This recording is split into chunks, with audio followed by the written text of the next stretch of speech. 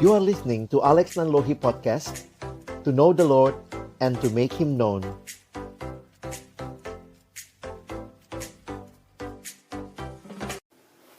Mari bersama kita berdoa, mohon pimpinan Tuhan sebelum kita membaca merenungkan firman-Nya. Kami akan membuka firman-Mu ya Tuhan, bukalah juga hati kami. Jadikanlah hati kami seperti tanah yang baik, supaya ketika benih firman-Mu ditaburkan, boleh sungguh-sungguh berakar, bertumbuh, dan juga berbuah nyata di dalam kehidupan kami. Berkati hamba-Mu yang menyampaikan, semua kami yang mendengar.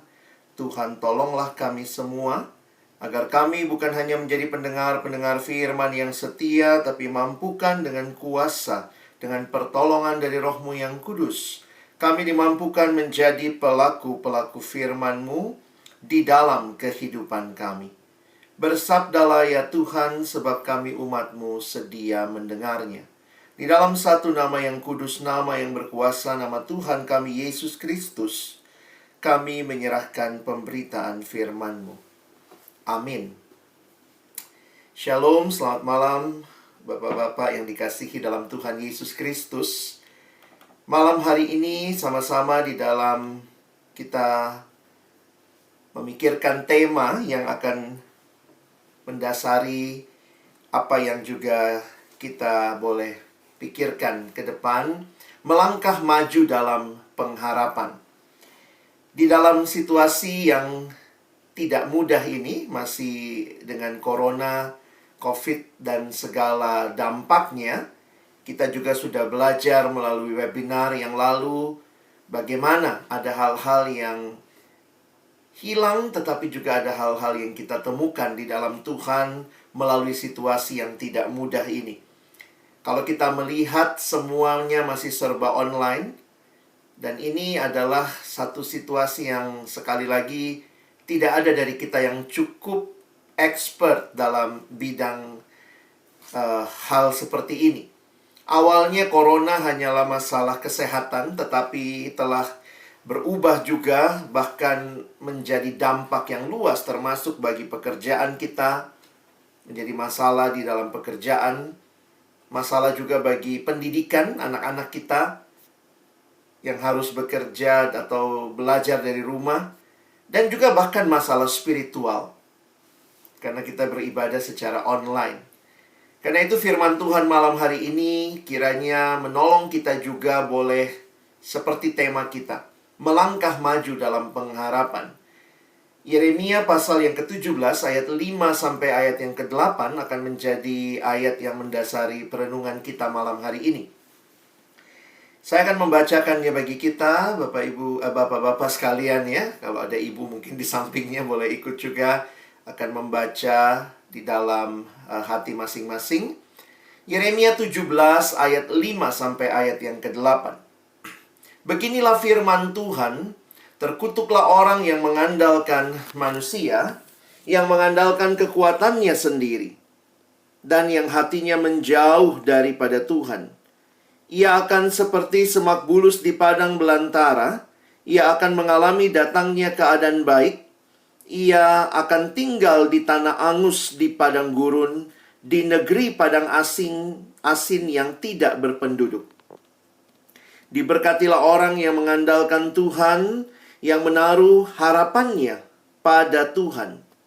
Ia akan seperti pohon yang ditanam di tepi air, yang merambatkan akar-akarnya ke tepi batang air, dan yang tidak mengalami datangnya panas terik, yang daunnya tetap hijau, yang tidak khawatir dalam tahun kering, dan yang tidak berhenti menghasilkan buah.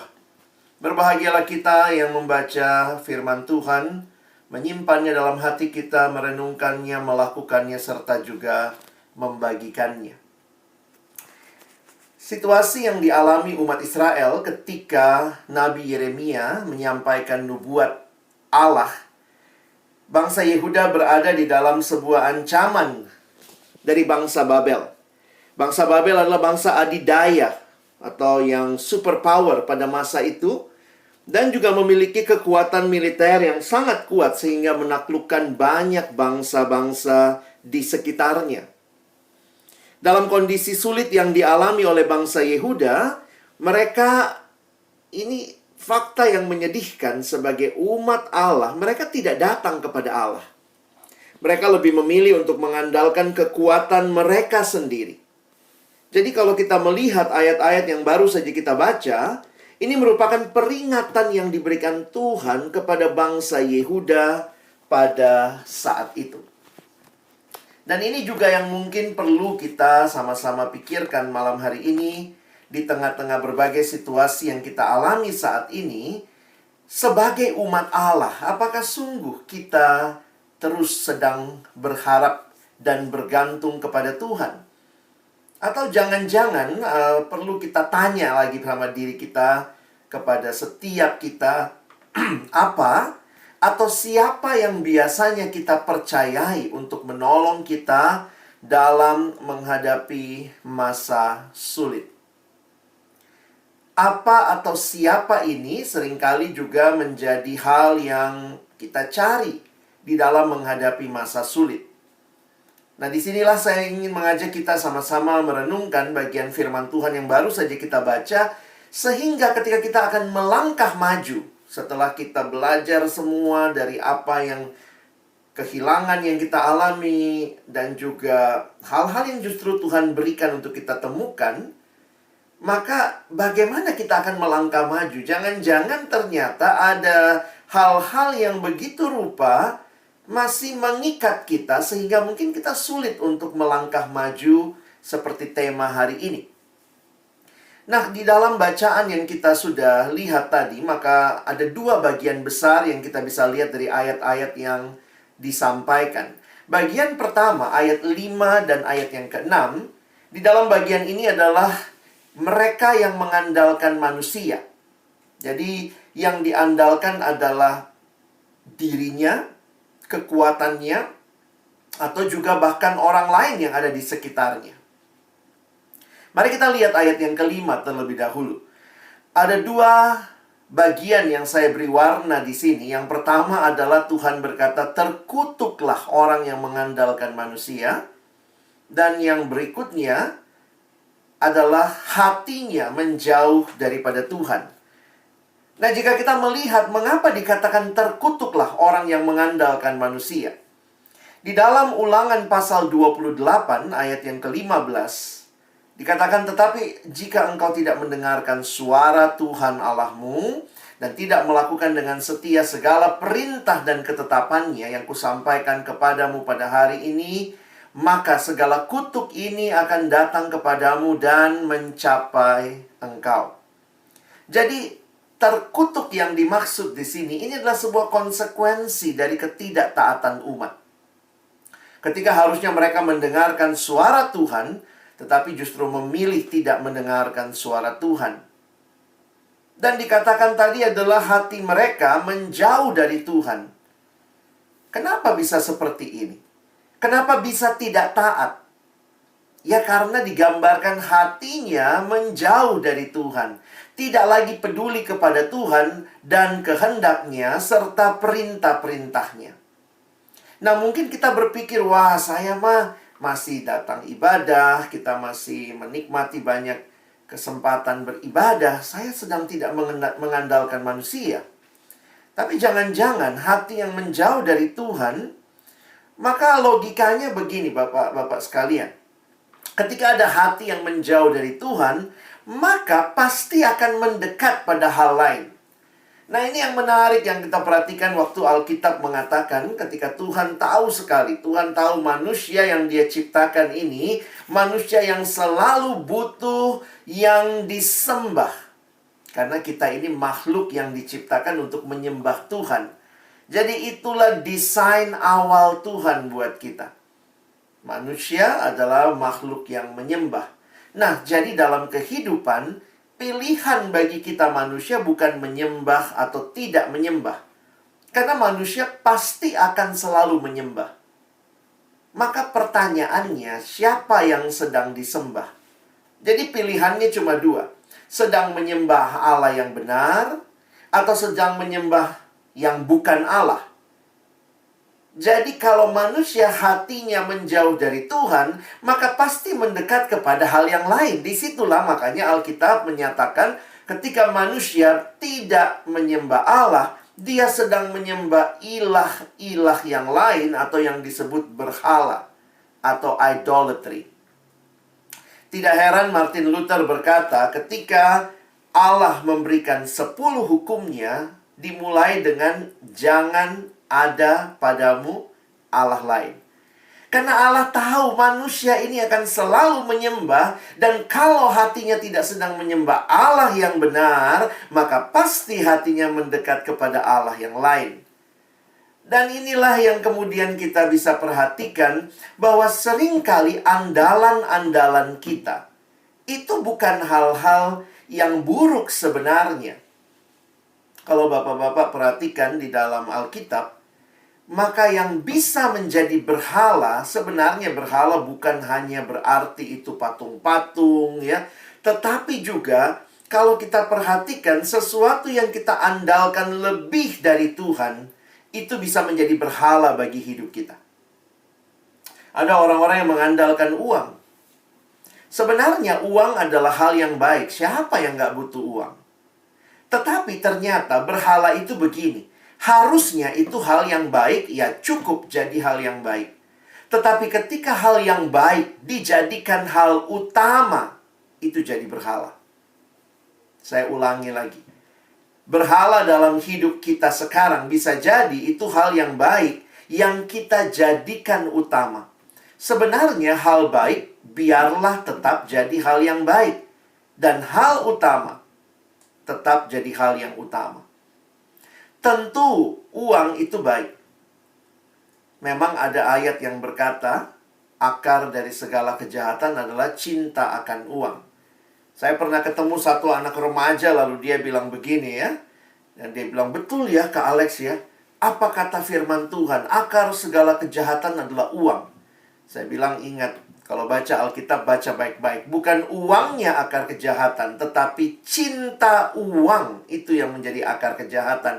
Jadi ketika uang adalah hal yang baik, dijadikan hal utama, segala-galanya adalah uang, bahkan kita mengukur semua hal dari uang, nah itu yang menjadi berhala.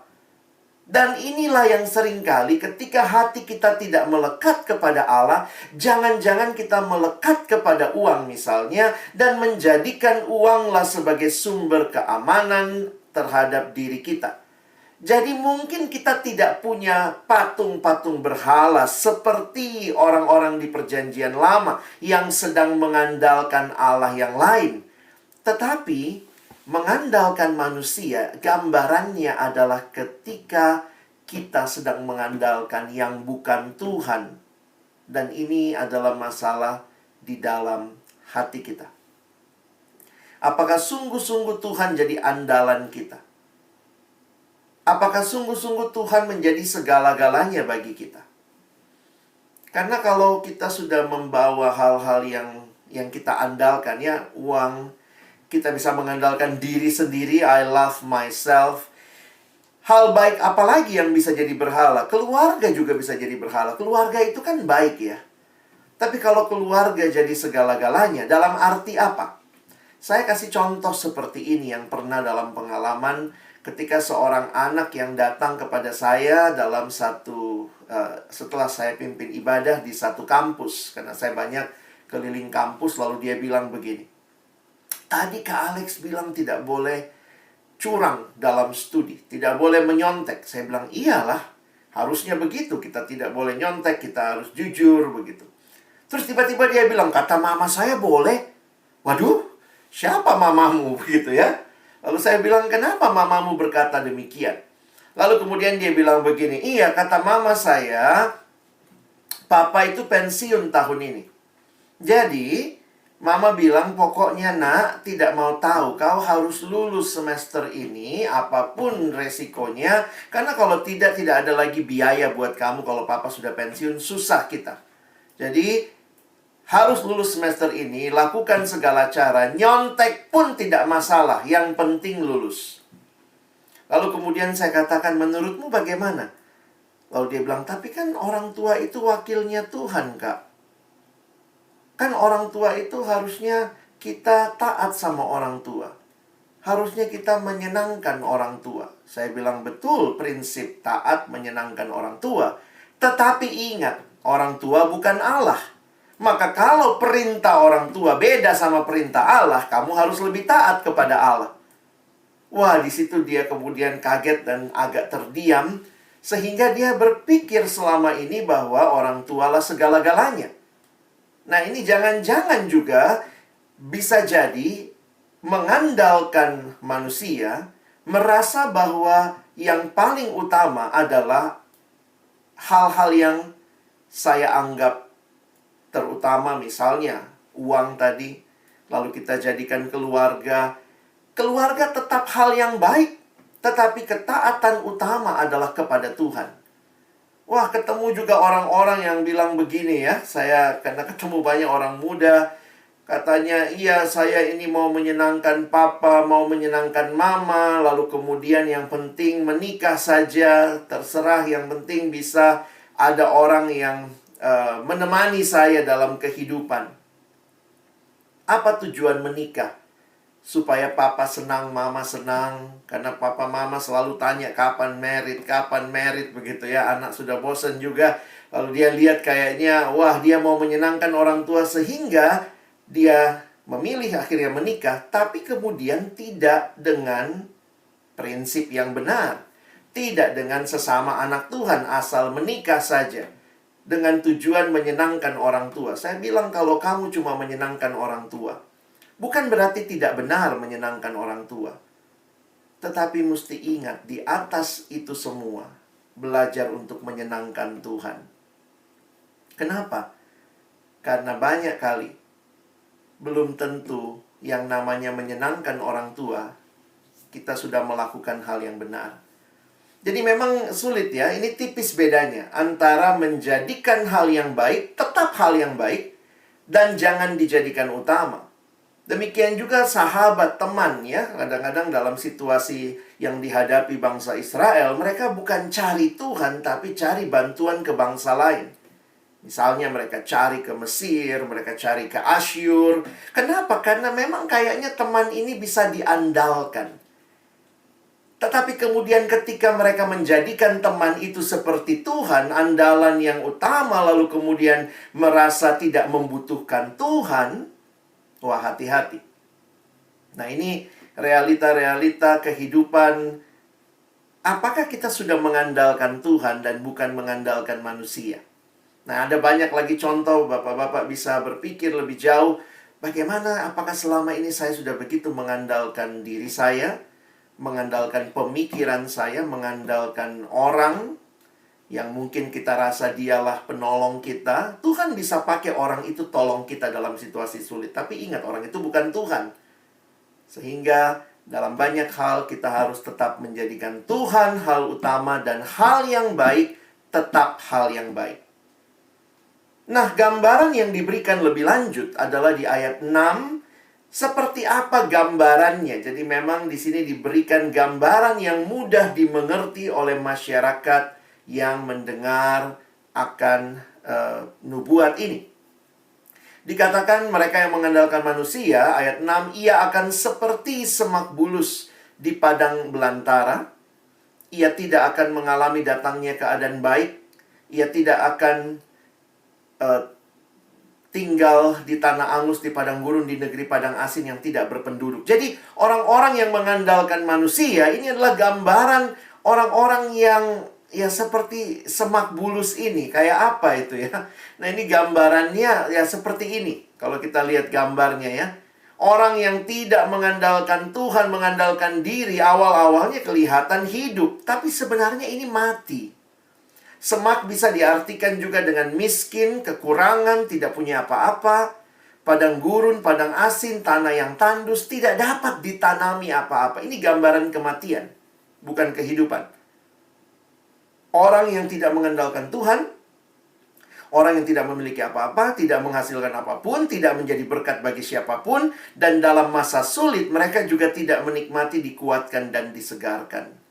Nah, kalau ini yang menjadi realita kehidupan yang mengandalkan manusia, ini susah majunya. Mau maju sampai mana? Karena akhirnya yang terjadi adalah andalan-andalannya menjadi segala-galanya, itu cuma membawa kematian. Saya bertemu dalam tradisi dan budaya tertentu, bahkan di kalangan orang Kristen, ada juga yang masih percaya kepada kuasa-kuasa kegelapan. Oh, ini ilmu putih katanya. Tetap main-main sama iblis, tidak ada ilmu putih. Semua yang berkaitan dengan si iblis melawan Tuhan.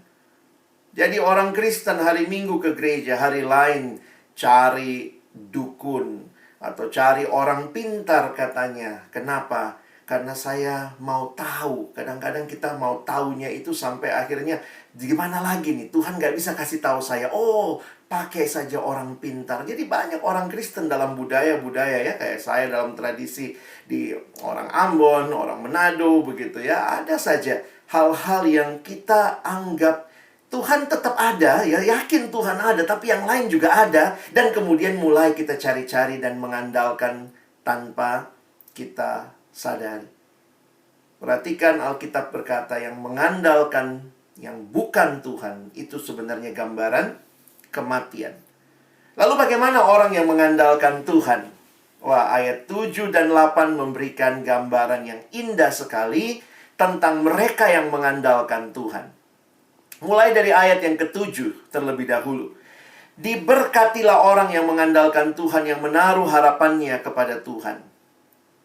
Diberkati karena mengandalkan Tuhan, percaya kepada Tuhan, dan mengikuti apa kata Tuhan.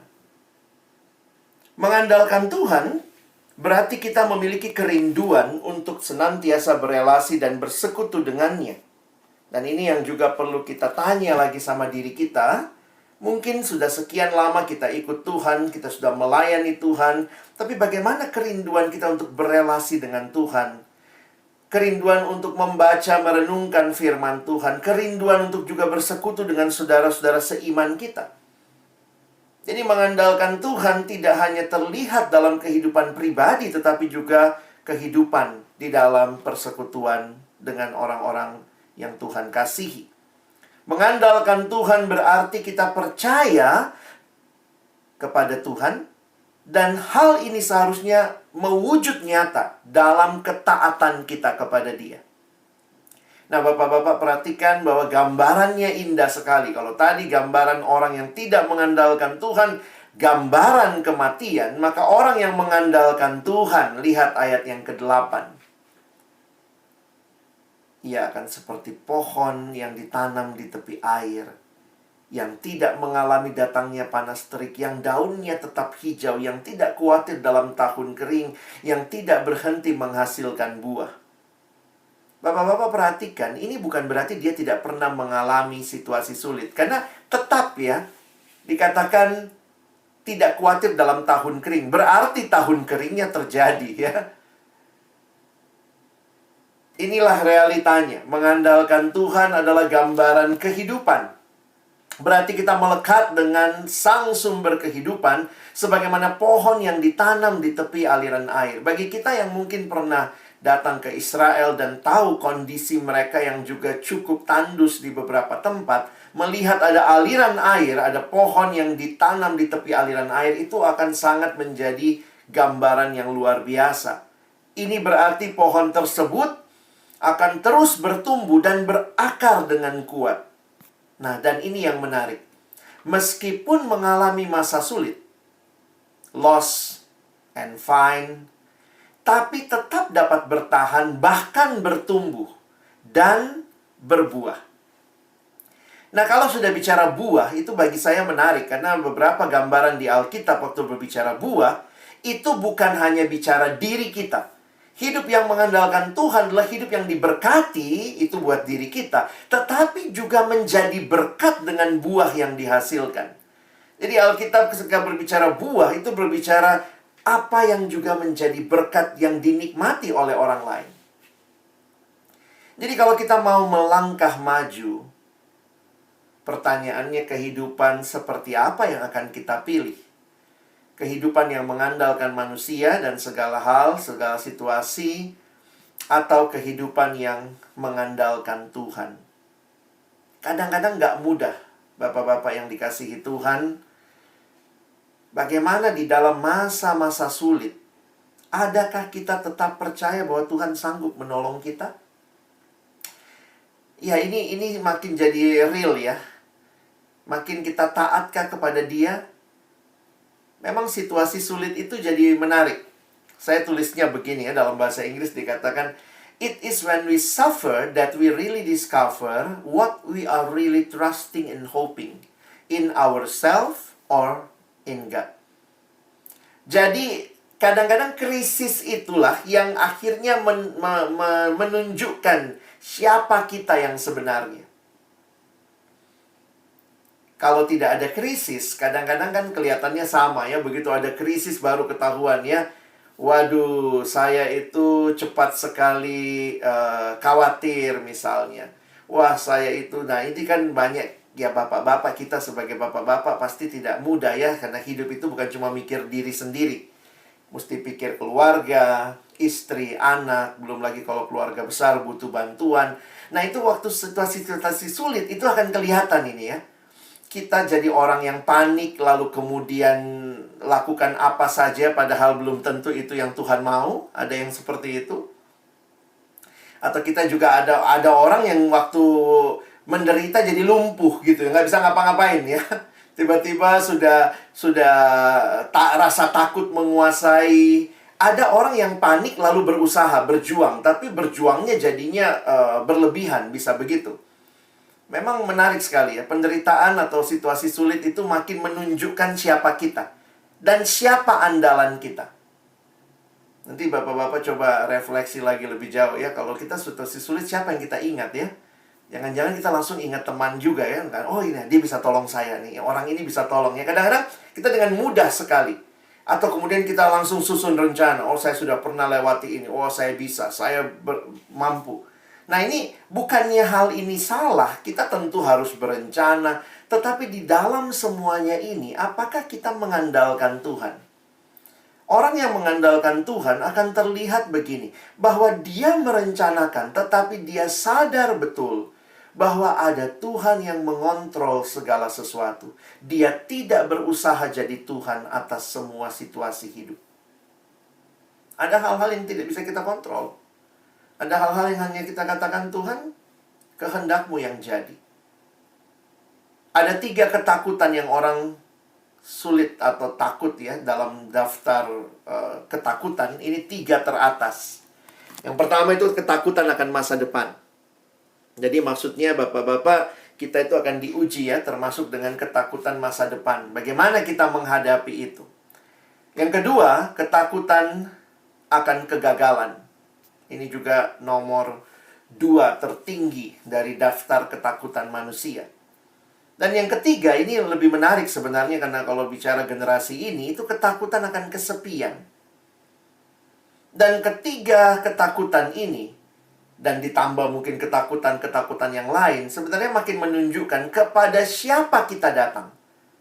Apakah ketika kita takut akan masa depan, bagaimana kita menyikapi? Kita mengandalkan diri, mengandalkan manusia lain. Kita takut gagal, apa yang kita lakukan, kita takut kesepian. Dan yang menarik, Tuhan tidak pernah janji anak-anaknya tidak akan alami ini. Tuhan tidak pernah janji, oh kalau anak Tuhan tidak akan pernah mengalami ketakutan akan masa depan. Bukan seperti itu janji Tuhan. Saya belum pernah baca di Alkitab, kalau kita anak Tuhan, maka kita tidak alami pergumulan kehidupan. Kalau orang di samping-samping rumah kita, kalau Gading ini apa? Kita biasa banjir ya. Oh, kiri kanan banjir, rumah kita tidak banjir. Saya pikir nggak seperti itu ya. Kita pun ngalamin banjir misalnya ya, karena saya juga pernah mengalami sekian lama tinggal di Gading. Lalu apa sebenarnya janji Tuhan? Karena realita-realita kesulitan ini bakal kita hadapi lagi. Tetap mungkin akan kita hadapi ke depan.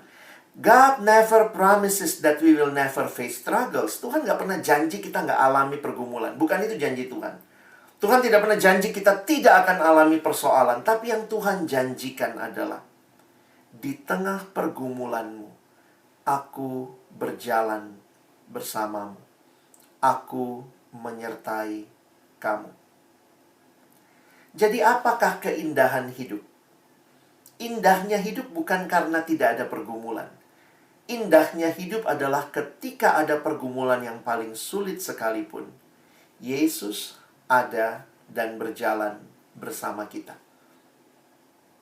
Di perjanjian baru kita kenal Yesus. Siapakah Dia? Tuhan dan Juru Selamat kita. Ini bagian yang saya angkat sebagai bagian refleksi pengharapan kita di akhir dari perenungan ini. 1 Petrus 1 ayat 3 dikatakan, terpujilah Allah dan Bapa Tuhan kita Yesus Kristus, yang karena rahmat-Nya yang besar telah melahirkan kita kembali oleh kebangkitan Yesus Kristus dari antara orang mati. Nah, perhatikan, kepada suatu hidup yang penuh pengharapan. Kalau bapak-bapak mau masuk ke dalam hidup yang penuh pengharapan, maka kenal baik-baik siapa Yesus yang kebangkitannya itu membawa kita kepada sebuah hidup yang penuh pengharapan. Apa maksudnya? Ini saya lama mikir ya, waktu dulu berpikir tentang kenapa Yesus ini membawa pengharapan. Apa yang Dia bawa? Pengharapan itu sebenarnya menarik ya. Pengharapan itu belum terjadi, tetapi itu menarik kita. Jadi contohnya begini, ada orang tua misalnya bilang sama anaknya, nanti kalau kamu belajar baik-baik, naik kelas, nilai bagus, papa, mama ajak jalan-jalan pergi ke mana? Singapura misalnya. Kita pergi ke Singapura, pergi ke Universal Studio misalnya, Singapura lah. Anggaplah seperti itu. Jadi sebenarnya itu belum terjadi. Nanti kalau nilai bagus semua kita pergi ke Singapura. Tetapi itu menarik orang ke depan. Ya, jadi pengharapan itu seperti itu. Belum terjadi, tetapi kita yang hidup sekarang sudah mulai mengalami efeknya. Jadi bayangkan kalau anak itu lagi belajar, aduh sulit sekali ini PR. Tapi kemudian dia ingat, wah bangkit lagi. Kenapa? Singapura. Singapura itu memberikan dia kekuatan, memberikan dia motivasi, memberikan dia pengharapan kalau bahasa kita dalam iman. Dan itu menarik dia untuk, betul sekarang lagi sulit ini PR matematika, tapi harus saya kerjakan, saya akan berjuang, mungkin cari tahu, minta tolong orang. Tetapi saya ditarik oleh pengharapan bahwa saya pasti akan dibawa papa mama ke Singapura. Jadi pengharapan itu menarik sekali, bahwa dalam situasi hidup yang sulit, pengharapan itu menarik kita ke depan. Bukan menarik kita untuk ke belakang mundur atau bahkan stuck dalam situasi itu. Dan pengharapan itu karena kebangkitan Yesus. Jadi menarik Bapak-bapak sekalian ya, kebangkitan Yesus itu begini. Manusia cuma tahu hidup itu lahir, hidup, mati. Cuma itu siklusnya, lahir, hidup, mati, lahir, hidup, mati. Tetapi ketika Yesus bangkit, kita diberikan sebuah pemahaman, pengharapan yang melampaui kematian. Kematian bukanlah terakhir. Bukanlah cerita terakhir bagi orang percaya. Kematian bukan cerita terakhir. Karena Yesus mati, bangkit, itu membawa kita dalam sebuah pengharapan. Karena itu kalau kita melihat situasi hidup yang mengerikan, termasuk kalau melihat kematian yang terjadi, kita tahu bahwa ini bukan cerita terakhir bagi orang-orang yang ada di dalam Tuhan. Ada pengharapan dan kebangkitan Yesus. Dia sudah bangkit. Dia memberikan kepada kita pengharapan bahwa hidup tidak akan berakhir di kubur. Bagi semua yang percaya ada kebangkitan. Wah, jadi waktu menghadapi situasi memang sulit, sedih sekali lihat ada yang meninggal. Apalagi lagi COVID seperti ini, kita lihat ada yang mungkin menderita, kita lihat ada air mata, kita lihat ada penderitaan, ada kedukaan. Tapi ada pengharapan akan janji Tuhan bahwa nanti ada kebangkitan. Dan tidak akan ada lagi kesusahan, tidak akan ada lagi air mata. Kalaupun sekarang itu terjadi, Tuhan menyertai. Jadi sekarang Tuhan menyertai, dan ke depan Dia menarik dan menjanjikan pengharapan. Wow, itu satu hal yang luar biasa untuk kita melangkah maju. Jadi orang yang melangkah maju dalam pengharapan bukan berarti tidak ada pergumulan, ada pergumulan. Tetapi karena kita punya Allah yang hidup, kita juga punya pengharapan yang hidup. We have a living hope because we have a living Savior. Kita punya pengharapan yang hidup karena kita punya juru selamat yang tidak tinggal mati di dalam kubur. Beberapa keluarga dari istri juga ada yang meninggal, kakak ipar gitu ya, yang dari keluarga istri. Dan itu sedih sekali ya, ketika harus memahami bahwa dalam situasi COVID tidak ada keluarga yang menemani sampai meninggal, dikuburkan juga hanya bisa lihat lewat Zoom. Itu nggak mudah. Kadang-kadang mau melangkah maju, anak 2 masih SMA, masih SMP, masih kecil-kecil. Kadang-kadang berpikir, Tuhan, sedih sekali hidup. Belum lagi membayangkan orang itu dalam kesendirian, harus menghadapi maut dan sendiri, tidak ada yang menemani begitu. Itu nggak mudah. Ketika saya memimpin ibadah penghiburan, membawakan Mazmur 23, kayak Tuhan ingatkan saya, betul, kamu secara manusia lihat itu sedih. Benar, sedih banget. Kita nggak bisa lihat, kita nggak bisa temenin. Tapi Tuhan mau bilang, aku ada bersama dia. Wah, itu memberikan kelegaan ya. Memang pengenalan akan Tuhan memberikan kita sebuah cara pandang yang baru. Sulit sih sulit, sepi sih sepi. Tapi Tuhan mau bilang, kamu lihatnya sepi karena kamu nggak bisa nemenin. Tapi kamu tahu nggak, ada aku bersama dia sampai dia meninggal karena dia anakku. Dia tidak kesepian. Dia ada bersama aku. Kamu tidak bisa menemani dia selamanya. Itulah manusia. Engkau tidak bisa menemani orang yang kau kasihi selamanya. Tapi aku tidak akan pernah meninggalkan orang yang kupilih. Wah, bapak-bapak, itu memberikan sebuah kelegaan. Yesus memberikan kepada kita keyakinan bahwa hidup itu nggak selesai di sini. Dan kita bisa memandang kepada kehidupan ke depan. Membuat kita melangkah maju. Karena itu, beberapa slide ini akan menutup khotbah malam hari ini. Because of Jesus, there is always hope, even in the darkest moment of your life. Hanya atau karena Yesus selalu ada pengharapan. Ini kalimat dari Timothy Keller dalam sebuah bukunya tentang suffering, even in the darkest moment of your life. Kenapa? Karena dia sudah bangkit. Dia sudah kalahkan yang kita takuti setengah mati itu, maut itu. Dia sudah kalahkan, dan saya belum tahu seperti apa ke depan, tapi janjinya pasti kita akan bersama Tuhan selama-lamanya. Tidak heran di akhir dari surat Roma, Paulus menuliskan kepada jemaat. Ini salam yang dia tulis di Roma 15 ayat 13. Semoga Allah, sumber pengharapan. Dia bukan cuma pengharapan, dia sumber. Memenuhi kamu dengan segala sukacita dan damai sejahtera dalam iman kamu, supaya oleh kekuatan Roh Kudus kamu berlimpah-limpah. Ini bahasanya, kalau bahasa sekarang exaggerating ya. Dia sumber pengharapan dan kamu akan berlimpah-limpah dalam pengharapan. Orang yang mengandalkan Tuhan, orang yang hidup di dalam Tuhan, orang yang percaya pada Yesus yang bangkit, selalu ada pengharapan. Karena itulah kita bisa melangkah maju. Bukan dengan kekuatan kita, tetapi dengan mengandalkan Tuhan. Amin. Mari bapak-bapak yang dikasihi Tuhan, kita meresponi firman ini. Pegang firman Tuhan selalu.